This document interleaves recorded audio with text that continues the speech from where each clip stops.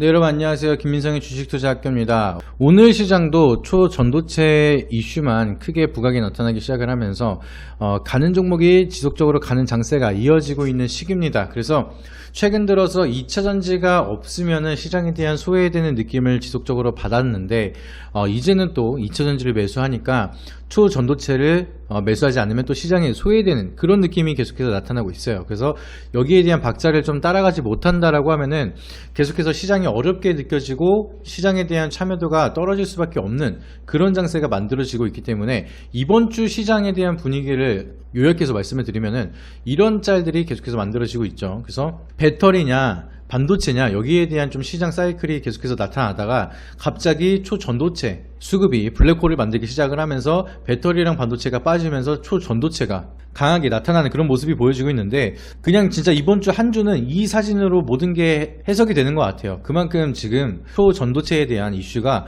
엄청나게 수급의 블랙홀을 만들기 시작을 하면서 여러가지 대외적인 변수가 같이 합쳐지면서 시장의 조정이 좀 이어지고 있는 모습이 나타나고 있죠. 지금 투자를 하면서 고민하시는 분들이 2차전지가 있냐 없냐에 따라서 지금 상반기에 대한 성적이 좀 갈리는 그런 시장이 만들어졌습니다. 그래서 나 이제라도 2차전지 사야겠다 해서 매수를 했는데 또 이번 주에는 갑자기 초전도체가 수급을 다 빨아들이기 시작을 하면서 2차전지든 반도체든 끌어내리고 이것만 가는 장세가 만들어지고 있어요. 그래서 지금 또 하반기는 초전도체가 수급을 이끌어가고 있기 때문에 이게 2차전지처럼 미미 형성이 된다라고 하면은 지금이라도 사야 되는 거 아니냐 이런 고민을 하시는 분들이 굉장히 많으실 것 같은데 2차전지에 대한 사이클을 학습을 했기 때문에 초전도체를 이번에 안 사면은 또 시장에 대한 소외가 될까 지금이라도 사야 되나 이 초전도체에 대한 지금의 사이클 지금이라도 매수를 해야 되나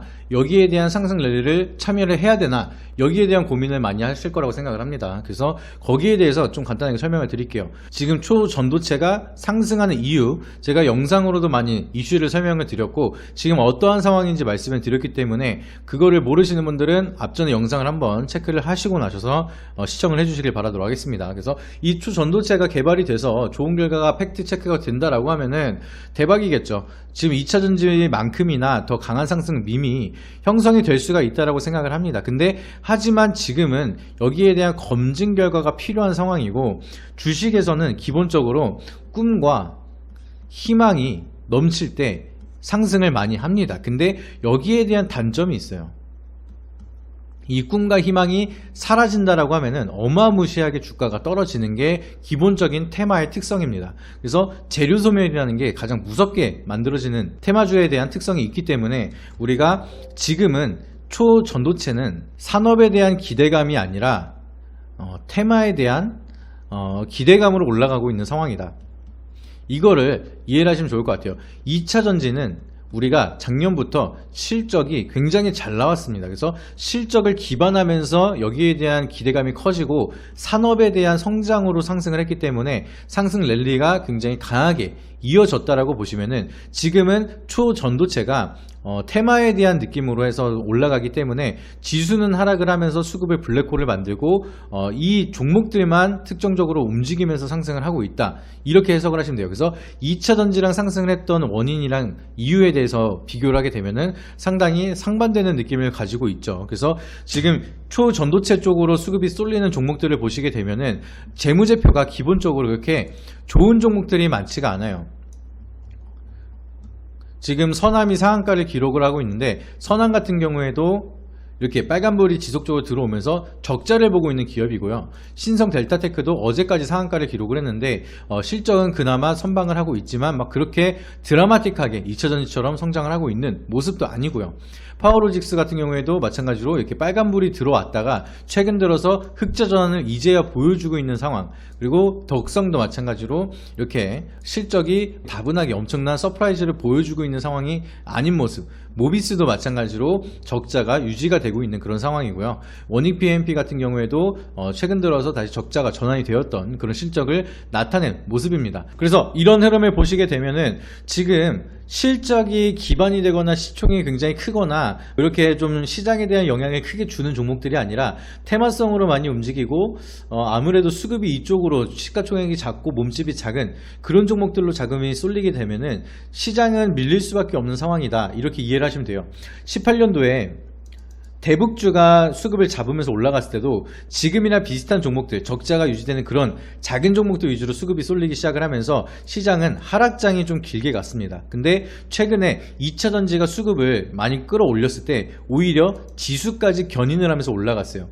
그렇기 때문에 수급에 대한 블랙홀이 나타나더라도 2차전지는 뭔가 실체가 있기 때문에 시총이 올라가면서 지수를 끌어올릴 수 있는 힘이 있었는데, 지금 같은 경우에는 초전도체 같은 경우에는 실체가 아직까지는 없고 실적이 기반되면서 상승을 하는 게 아니기 때문에 기대감만 올라가고 지수는 오히려 끌어내리는 현상이 이어질 거다, 이렇게 보시면 되겠습니다. 그래서 제가 봤을 때는 지금은 우리가 팩트 체크가 되면서 실적이 기반이 되는 상승이 아니라고 하면은 과거의 2차전지도 마찬가지로 뭔가 기대감 때문에 이렇게 많이 올라갔을 때 결국에는 이렇게 조정이 또 깊게 나타나고, 그리고 나서 바닥을 기다가 또 실적이 기반되면서 상승을 하니까 더 강하게 상승을 나타내는 이런 사이클을 우리가 기억을 하신다라고 하면은 이번에도 이게 팩트 체크가 되기 전까지는 테마성으로 기대감 때문에 올라가다가 그리고 나서 한번 쭉 빠지면서 시장의 관심도가 떨어지면은 많은 하락을 보여줄 겁니다. 그리고 나서 이게 진짜로 긍정적인 흐름을 만들었기 때문에 실적이 기반되기 시작을 한다 라고 하면은 여기에 실적이 연관된 기업들이 다시 한번 테마를 만들면서 엄청나게 강한 사이클을 그때 만들기 시작을 할 거예요. 그래서 이 대시세가 나오지 않는, 아직까지는 조심스러워야 되는 그런 구간이기 때문에 뒤늦게라도 우리가 한 200%가량 상승을 한 그런 종목들을 뒤늦게 추격하기에는 리스크가 굉장히 크다. 그래서 우리가 2차전지를 놓쳤기 때문에 이번에 놓치면 안 된다라고 생각하고 무리하게 접근을 하기보다는 이거는 좀 다른 의미에 대한 해석을 필요로 하고, 테마적으로 움직이기 때문에 우리가 고점에서 추격 매수를 한다라고 하면은 굉장히 피곤하게 접근이 될 수가 있어서 단기적으로 트레이딩 관점으로 우리가 접근을 해서 좀 수익을 어느 정도 끌어낸다라고 생각을 하셔야지, 장기적으로 우리가 승부를 볼 수 있는 종목은 절대 아니다, 이렇게 보시면 좋을 것 같고, 지금 초전도체 쪽이 수급을 쓸어 담으면서 2차전지나 반도체 쪽이 조정을 받게끔 이렇게 수급을 뺏어 가니까 굉장히 안티들도 많은 상황이에요. 그래서 이렇게 되면은 심리적으로 흔들릴 수 있는 그런 이슈들도 계속 많이 늘어날 수가 있기 때문에 이렇게 부정적으로 잡음이 많이 들리는 종목들은 기본적으로 우리가 길게 끌고 가기보다는 확실하게 모멘텀이 형성이 됐을 때 그때 들어가는 게 굉장히 좋습니다. 그래서 지금 같은 경우에는 팩트 체크가 되기 전까지는 거품일 가능성이 높다, 이렇게 판단을 하고 접근을 하셔야 돼요. 정확히 좋은 이슈다, 안 좋은 이슈다, 거짓말이다, 진짜다, 이거는 우리가 연구진들이 결과를 발표를 해야지만 알 수가 있는 거기 때문에 이 발표가 나오기 전까지는 일단은 거품이라고 보시면 돼요. 왜냐하면 실체가 없기 때문에.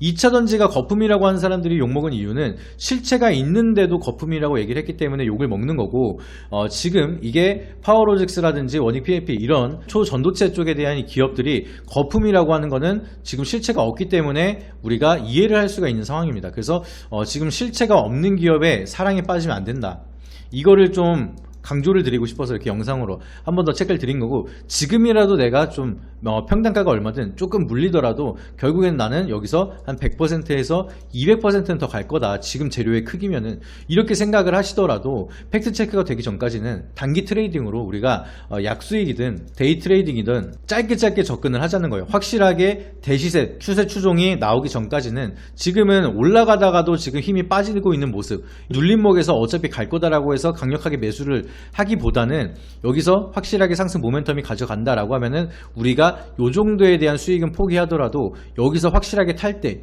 요 정도 수익만 먹겠다, 기대 수익률을 좀 낮추더라도 리스크를 줄이겠다라고 접근을 하시는 게 중요하지, 우리가 승부를 볼 만한 그런 이슈들은 아직까지는 나오지 않고 있기 때문에 기대감만 가지고 있는 종목들은 우리가 승부를 걸 필요가 없다, 이거를 승부를 보게 된다라고 하면 그때부터는 우리가 홀짝을 베팅하듯이 도박성으로 이어질 가능성이 높기 때문에 결과적으로 테마주에 대한 재료,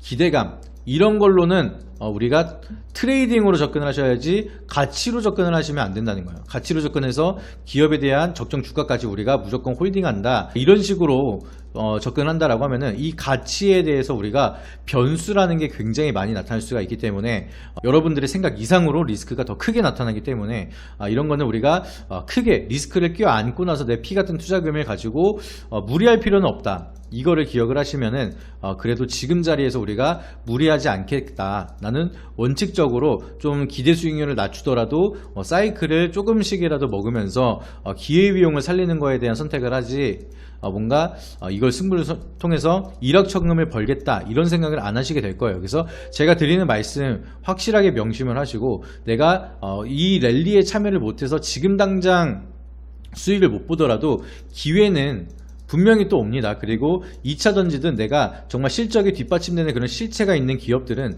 이 소나기가 지나고 나면 결국에는 다시 한번 본연의 사이클이 나타나기 마련이기 때문에 지금 우리가 너무 단기적인 흐름을 보고 걱정할 필요가 없다, 그렇게 생각을 하시면 좋을 것 같습니다. 그래서 초전도체가 수급을 다 뺏어가고 있지만 이게 영원할 건 아니라는 걸 다들 알고 계실 거고 2차 전지도 다시 상승이 나올 거라는 거를 말씀을 드리지만 이게 영원히 간다라고 말씀을 드리지 않습니다. 결과적으로 차익이 필요한 구간은 분명히 나타나고, 그 구간이 나타나면은 또 순환이 이루어지는 게 보통 시장의 기본적인 논리이기 때문에 우리가 그 순환매에 대한 사이클 기다리면서 초전도체 우리가 200%까지 올라가는데 놓쳤다, 단기 트레이딩으로 접근을 못했다라고 하면은 다시 한번 올 수 있는 기회를 노리시거나 다음 사이클로 갈 수 있는 기회를 노리시는, 지금은 기회를 준비를 하셔야 되는 구간입니다. 내가 당장 참여를 못하면은 뒤늦게 들어가서 수익을 뭔가 극대화하기보다는 리스크가